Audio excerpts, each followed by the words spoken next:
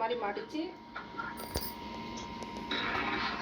இந்த மாதிரி பெரிய பின் தான் யூஸ் பண்ணோம் எக்ஸ்டென்ஷன் ஃபிக்ஸ் பண்ணுறதுக்கு. ஸோ எப்போவுமே பல்லில் கடிக்காமல் முடிஞ்ச அளவுக்கு கையிலேயே எடுத்து இது பண்ணிடணும். இந்த இடத்துல குத்தும் போது கண்டிப்பாக நீங்கள் கிளைண்ட் கிட்ட கேட்டுக்கணும் உங்களுக்கு எதனா முடி இருக்குதா இல்லை எதனா பண்ணுதான்னு. ஏன்னா இந்த இடத்துல எதனா முடி மாட்டி இதில் இதுவாச்சுன்னா உங்களுக்கு ஃபுல் ஈவெண்ட் முடிகிற வரைக்குமே அந்த பெயின் இருக்கும். ஸோ அது க்ரௌன் பாட்டுக்கு வேணும். ஸோ நான் இதை வந்து 2ஆக ஸ்ப்ளிட் பண்ணிக்கிறேன்.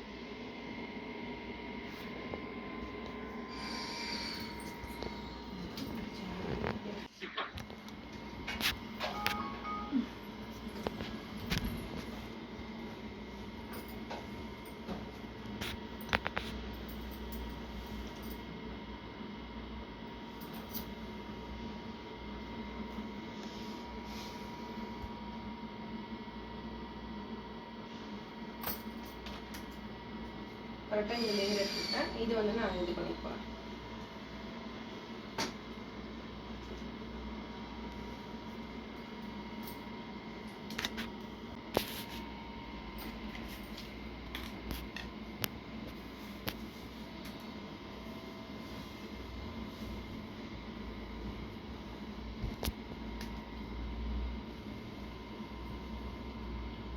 ஸோ இப்போ பார்த்தீங்கன்னாலே இந்த லேயர் போடும்போதே இங்கே இருக்க எக்ஸ்டென்ஷனோட இது மறைஞ்சிருக்கு. இல்லை நீங்கள் இப்படி எதனா லைட் இன்னும் இங்கே வரைக்கும் போட்டிங்கன்னா இது போட்டாலுமே இந்த சைடில் தெரியும் ஒரு மாதிரி. ஸோ அதனால் எப்போவுமே 1 இன்ச்சு உள்ளே வச்சு இது பண்ணிக்கோங்க. இப்போ இந்த எக்ஸ்டென்ஷன் நம்ம எல்லாருக்குமே வைக்கணும் தீபா? கண்டிப்பாக வைக்கணும். பிரைடுக்கு எல்லாருக்குமே வைக்கணும். பிரைட்ஸ் மேடுக்கு அவங்க வேலையே பண்ணி விட்டுடலாம். அது இல்லை வலுவலுன்னு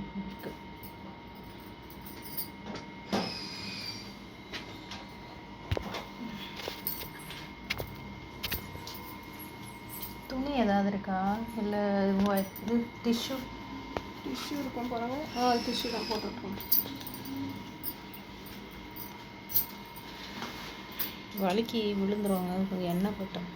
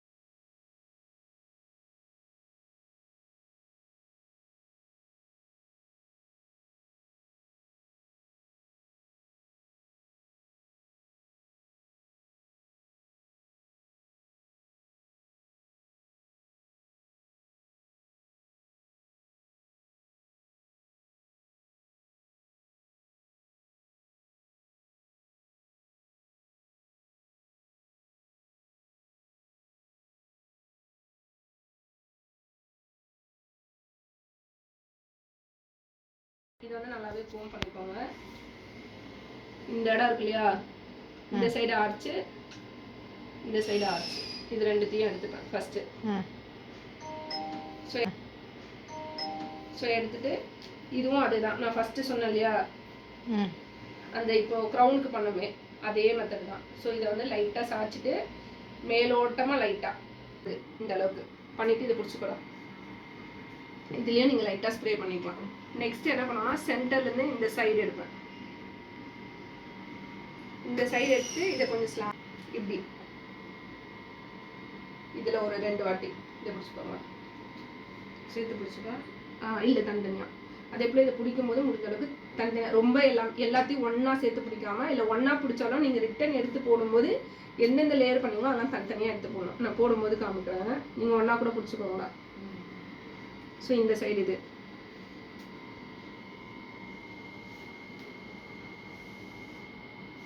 ஸோ இது ஸ்ப்ரே பண்ணிங்கனாலே உங்களுக்கு நல்லாவே அந்த ஸ்டே இருக்கும். நீங்கள் ஆனால் பவுடர் யூஸ் பண்ணிங்கன்னா என்ன ஆகும்னா இந்த இடம் ஃபுல்லாக ட்ரை ஆகிடும். மேலே தெரியும் போது ஒரு காஞ்சி போன பாலம் மாதிரி இருக்கும். ஸோ அதனால் முடிஞ்ச அளவுக்கு ஸ்ப்ரே கூட யூஸ் பண்ணுங்கள், இது பண்ணுங்க. ஸோ இப்போ வந்து ஃபஸ்ட்டு சென்டர் பார்ட் எடுத்தேன், 2 சைடு. இப்போ திரும்பி அகைன் என்ன பண்ணுவேன்னா சென்டர் எடுப்பேன். ஸோ அதே இப்போ நான் சொன்னேன் இல்லையா, அதே தான். அதை ரிப்பீட்டடாக உங்களுக்கு எந்த அளவுக்கு பஃப் வேணுமோ அதே போல் இந்த இது வச்சோடனே கிளைண்ட் கிட்ட சொல்லிடுங்க. ஃபஸ்ட்டு பார்க்கும்போது ஹைட்டாக தான் தெரியும், எந்த அளவுக்கு வேணுமோ நான் அந்த அளவுக்கு அட்ஜஸ்ட் பண்ணிடுவேன். ஸோ ஃபஸ்ட்டு பார்த்தோன்னே பயப்படாதீங்க. ஏன்னா இதில் என்ன பண்ணுவாங்கன்னா ஃபஸ்ட்டு நம்ம இப்படி எடுத்து போட்டோன்னே பயந்து ஐயோ எனக்கு பஃபே வேண்டாம் அப்படின்ற அளவுக்கு சொல்லுவாங்க. ஸோ அதெல்லாம் நீங்கள் பிஃபோராகவே சொல்லிடுங்க. பஃப் எடுக்கும்போது கொஞ்சம் பெருசாக தெரியும். நான் உங்களுக்கு பண்ணிவிட்டு நான் அதை எத்தனை லேயர் இப்போ எடுக்கிற மாதிரி ஃபஸ்ட்டு இது வந்து நம்மளோட இதுதான் கேட்போம். முடிஞ்ச அளவுக்கு ஒரு 3 லேயர் எடுப்பேன். ஸோ ஃபஸ்ட்டு இது ஒன்று, இந்த இது 2, இந்த இதுக்கு அடுத்து 1 எடுப்பேன். அதோட அப்படியே ஸ்டாப் பண்ணுவேன். ஃபஸ்ட்டு மட்டும் ஒன்று எடுத்துட்டு அதாவது 3 லேயர்னா நான் என்ன சொல்றேன்னா இப்படி ரவுண்டாக எடுக்கிறது. அதற்கு அடுத்து நீங்கள் வந்து சென்டரை வந்து 2ஆக பிரிப்பீங்க. ஸோ ஃபஸ்ட்டு ஒரு நடுவு லேயர் ஒன்று, சென்டரை 2ஆக பிரிக்கணும், திரும்பி ஒரு நடுவு லேயர், அந்த மாதிரி சென்டரே 3 எடுக்கணும். அப்போ அதுக்கு நடுவில் வர இது நீங்கள் சைடாக எடுத்துக்கணும். புரியுது தானே?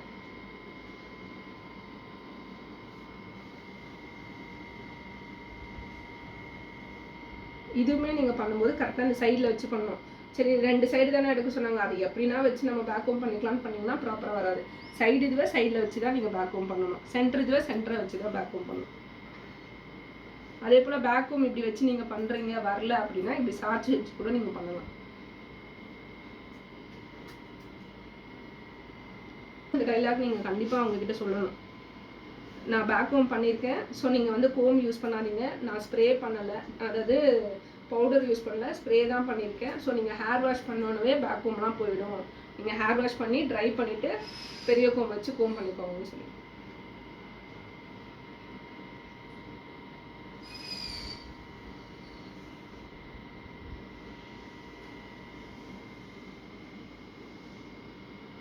ஸோ அவ்வளோதான். இப்போ நான் முடிச்சிட்டேன்னா எந்தெந்த லேயர் முடிச்சுன்னா அதை தான் அந்த இடத்துல போடுவேன். இல்லைன்னா என்ன ஆகுனா அதுவுமே கொஞ்சம் இதுவாகும் உங்களுக்கு. இப்போ நான் எடுக்கிறேன்னா அவங்க பிடிச்சிருக்கும் போதே ஒரு சிலர் கரெக்டாக பிடிப்பாங்க, ஒரு சிலருக்கு தெரியாது, அப்படியே டக் டக்குன்னு பிடிச்சிருவாங்க. நீங்கள் எந்தெந்த லேயர் எதுவோ அதை போட்டிங்கன்னா தான் உங்களுக்கு இன்னுமே அந்த ஃபினிஷிங் கரெக்டாக வரும்.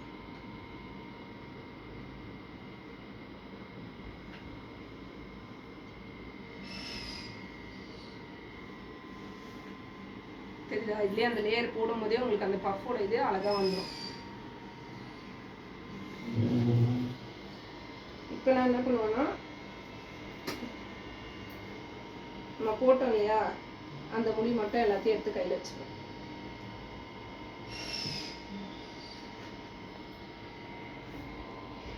ஸோ இந்த அளவுக்கு இது பண்ணிவிட்டு சைட்லேருந்து லைட்டாக அப்படியே கோம் பண்ணி நீங்கள் மிரர் இந்த இது ஃப்ரண்ட்டு செட் பண்ணும்போது முடிஞ்ச அளவுக்கு மிரர் பார்த்துக்கோங்க.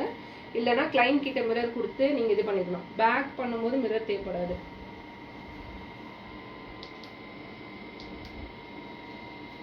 இது கோம் பண்ணும்போது மைல்டாக தான் கோம் பண்ணணும், உள்ள சீப்பே போகாத அளவுக்கு. நீங்கள் அழுத்தி கோம் பண்ணிங்கன்னா அந்த பஃபோட இது போயிடும். எப்போ கிளைண்ட் வந்து பஃபோட அளவு கம்மி பண்ண சொல்கிறாங்களோ அப்போ அழுத்தி கோம் பண்ணணும்.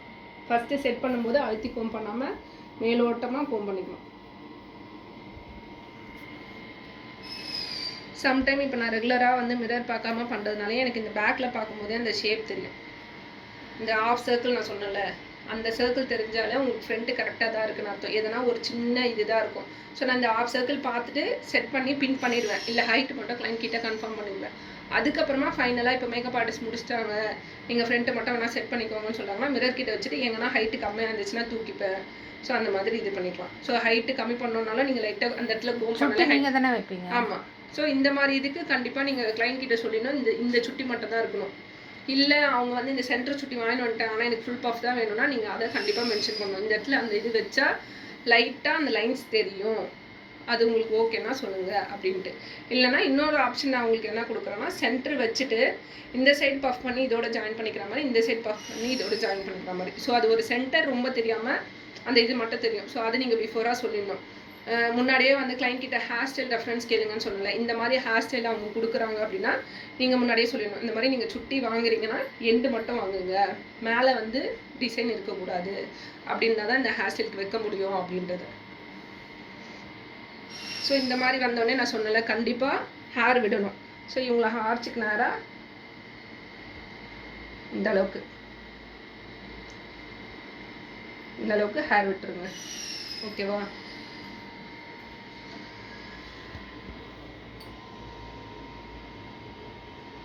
ஸோ இதுவே அவங்களுக்கு தெரியுது அந்த சைடு ஃபேஸ் கட் வந்து நல்லாயிடும். இவங்கள மாதிரி ஃபேஸ்க்கு ஹேர் விடலைனாலும் நல்லா தான் இருக்கும், ஹேர் விட்டாலும் நல்லா தான் இருக்கும். ரிசப்ஷனுக்கு முடிஞ்ச அளவுக்கு வைங்க. 3 வே சுட்டினா கண்டிப்பாக முடி விடக்கூடாது. சிங்கிள் சுட்டியாக இருந்தால் முகூர்த்தமுக்குமே முடி விடுங்க, நல்லாயிருக்கும். ஸோ நான் அவ்வளோதான். இந்த இது நம்ம இது பண்ணிவிட்டு பின் பண்ணுவோம்ல, இந்த அளவுக்கு லூஸாக நான் சொன்னேனே,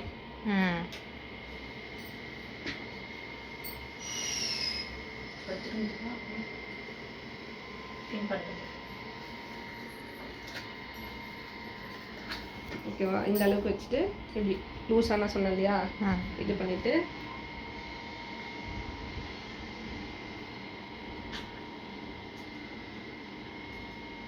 போதுமாக்கா?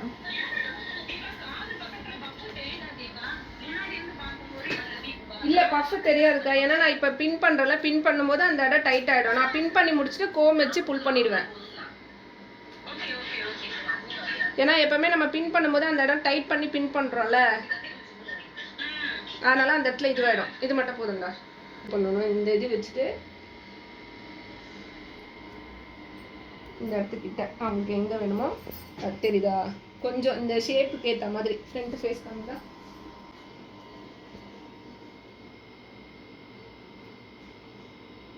ஸோ அதே போல் இந்த சைடில் பேக்ஹோம் பண்ணுறோம்ல, இந்த இடத்துல சரியா நம்ம பேக்ஹோம் கொடுக்கும், இந்த சைடில் வச்சு பேக்ஹோம் பண்ணலாம். அதை ஒழுங்காக கொடுக்கலனா கூட சம்டைம் இந்த இடம் உள்ளே இருக்க மாதிரி இருக்கும். ஸோ அதுவுமே நம்ம பார்த்துக்கணும்.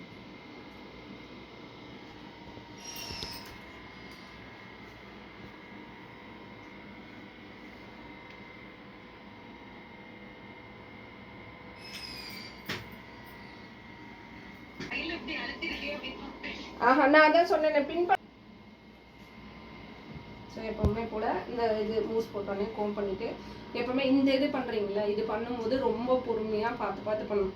இதை பிடிச்சி இழுத்திங்கன்னா இந்த இடம் இதுவாகிடும். ஸோ எப்போவுமே இந்த இடத்துல பின் போட்டோன்னே ஸ்ப்ரே பண்ணிடுங்க. நான் இப்போ நெக்ஸ்ட் அதை ரிமூவ் பண்ணுன்றதுக்காக இது பண்ணேன். ஸோ இதுலேயே முடிஞ்ச அளவுக்கு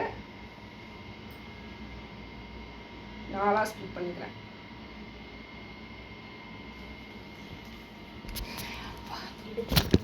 பண்ணிக்கோங்க.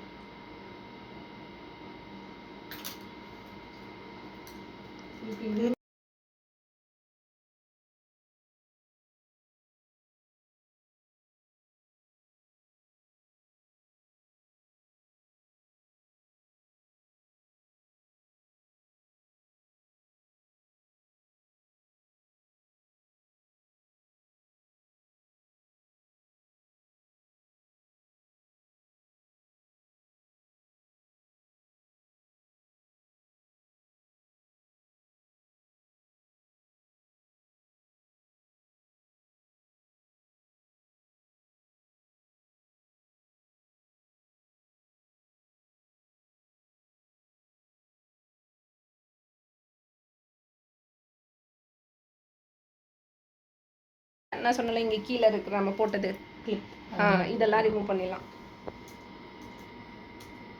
இந்த கிளிப்பை ரிமூவ் பண்ணும்போது கூட பார்த்து ரிமூவ் பண்ணணும். எல்லாரும் என்ன பண்ணுவாங்கன்னா முடி மேலே மாட்டி மாட்டி அப்படியே சருன்னு இழுத்துருவாங்க. அந்த மாதிரிலாம் மாட்டாமல் எந்த அளவுக்கு பொறுமையாக இருக்கணுமோ, இந்த இது பிடிக்கிறதையும் கொஞ்சம் பொறுமையாக பார்த்து பிடிச்சிக்கணும். ஏன்னா இதை நீங்கள் எக்ஸ்டென்ஷனை ரொம்ப பிடிச்சி இழுத்திங்கன்னா கூட அவங்களுக்கு வலிக்கும்.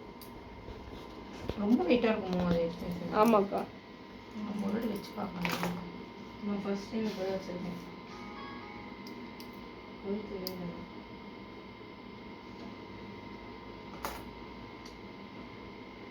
ஸோ இந்த இது கிளிப்பு யூஸ் பண்ணும்போது நல்லா இன்னும் ஸ்டே இருக்கும். அனுப்பல என்ன பண்ணுவேன்னா, இப்போ இவங்க ஹேர் இங்கே தான் இருக்குது, ஆனால் என்னோட எக்ஸ்டென்ஷன் இது வரைக்கும் போகுது. நான் என்ன பண்ணுவேன்னா இது வரைக்கும் அப்படியே கட் பண்ணிடுவேன். ஏன்னா ரொம்ப எக்ஸ்டென்ஷன் கீழே தெரிஞ்சாலும் அதோட லுக்கு நல்லா இருக்காது. ஸோ கிளைண்ட் கிட்ட ஒன்ஸ் ஹைட் ஓகேவான்னு கேட்டுக்குவாங்க. ஒரு சிலர் என்ன பண்ணுவாங்கன்னா, எனக்கு தனியாக தெரிஞ்சாலும் பரவாயில்ல, ஆனால் எனக்கு அந்த அளவுக்கு ஹைட் வேணும்னுவாங்க. ஸோ அவங்க வேணும்னாங்கன்னா நான் விட்டுருவேன். இல்லை உங்களோட சாய்ஸ் இருந்தாங்கன்னா கண்டிப்பாக கட் பண்ணிடுவேன். ஸோ எப்போவுமே எக்ஸ்டென்ஷன் கண்டிப்பாக கட் பண்ணிடலாம். ஏன்னா நான் எப்போவுமே ரிட்டன் எக்ஸ்டென்ஷன் வாங்க மாட்டேன். ஸோ கிளைண்ட்டுக்கு போடுறேன்னா அதோட அவ்வளோதான், கண்டிப்பாக அவங்க யூஸ் பண்ண மாட்டாங்க அவ்வளோவா. ஸோ கிளைண்ட் கிட்ட ஒன்ஸ் ஃபோட்டோ எடுத்து காமிச்சு உங்களுக்கு இவ்வளோ லென்த் வருது, இந்த லென்த்து ஓகேவான்னு கேட்டுப்பேன். அவங்க ஓகே அப்படின்ட்டாங்கன்னா விட்டுருவேன். இல்லை கொஞ்சம் கட் பண்ணிக்கலாம்டா அப்போ தான் நல்லா இருக்கும்னு நான் ஒரு வாட்டி சொல்லிடுவேன். சொல்லி ஓகேனாங்கன்னா கட் பண்ணிடுவேன். இல்லை உங்களோட சாய்ஸ்னாலும் கட் பண்ணிடுவேன். ஆனால் கண்டிப்பாக இதை கோம் பண்ணால் தான் நல்லாயிருக்கும். இல்லைனா நான் சொன்னால எக்ஸ்டென்ஷன் இது வரைக்கும் கட் பண்ணிங்கன்னா தான் இதோட மர்ஜ் ஆன மாதிரி இருக்கும். இல்லைன்னா தனித்தனியாக ஒரு மாதிரி தெரியும். இப்போது இந்த அளவுக்கு எடுப்பேன். நீங்கள் நேற்று கேட்டிக்கும் போது நிற்கவே சொல்லிடுங்க. ஸோ நல்லா ரப் பண்ணிவிட்டு இப்படி கையில் இருந்துட்டு தெரியுதா? இல்லை கீழே இருந்து தூக்கிக்கணும். ஒரு நிமிஷம். இல்லை தெரியுது தெரியுதா? ஓகே. இப்படி இது பண்ணிட்டு இதை நல்லா நீங்கள் எந்த அளவுக்கு ஃபோர்ஸாக இப்படி பண்ணுறீங்களோ அது நல்லாவே போய் நிற்கும்.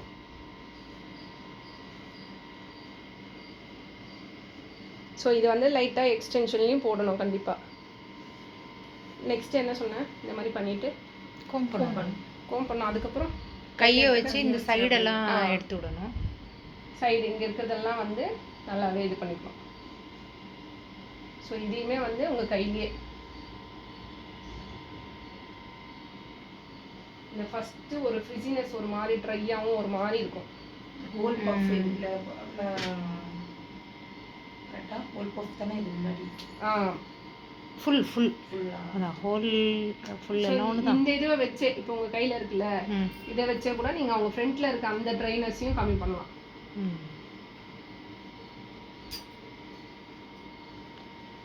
ஸோ இது ஃப்ரண்ட்டில் இருக்குங்களா, இப்போ ஒரு மாதிரி மேலெல்லாம் தெரியுது இல்லை, ஒரு மாதிரி ட்ரையா மேலே குட்டி குட்டியா